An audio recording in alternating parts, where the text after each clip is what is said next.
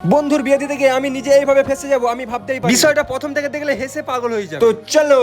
তো হয়ে গেছে আজ বন্ধুর হলুদ মুবারক, ক্ষীর মুবারক, শাদি মুবারক। ক্ষীর মুবারক হচ্ছে 6টা 30-এ আর শাদি মুবারক হচ্ছে 7টা 30। আমার কথার মধ্যে লজিক আছে আর ভিডিওর মধ্যে ইন্টারেস্টিং আছে। তো ফাইনালি ক্ষীর মুবারক শেষ করার পর শাদি মুবারকে চলে আসি বরযাত্রী হিসাবে। আর আমাদের প্রত্যেকটা টিফিন ছাড়িয়ে নাই মারধর করে এই দাদাটা। আর ধরলো কোথায় ভাই?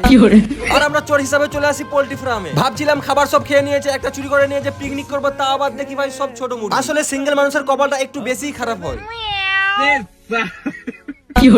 তারপরেই বর পড়ানো শুরু হবে বলে সব লাগালাগি করতেছে, কার কত বয়স, কত দেন মোহর, সব ইত্যাদি। যাই হোক ওই সব বাদ দাও, আমার বন্ধু বরকে দেখে তো আমি লজ্জা পেয়ে যাচ্ছি। ওকে দেখছি আর একটা কথা ভাবছি, কথাটা হলো তোরও বিয়ে হয়ে গেল না তনু? আমার মনে হয় আর হবে না। আমার মনে হয় এই ডায়লগটার মধ্যে কিছু ভুল আছে, তোমরা বলে দাও, কমেন্ট খোলা আছে। গপাগপ। আর ভাই এই বাচ্চাগুলো আমাকে এত ডিস্টার্ব করেছে, বলছে দাদা কবার হয় দিনে? তোমরাই বলে দাও দিনে কবার মেয়ে দেখা হয়, কিন্তু একটাও পাত্তা দেয় না।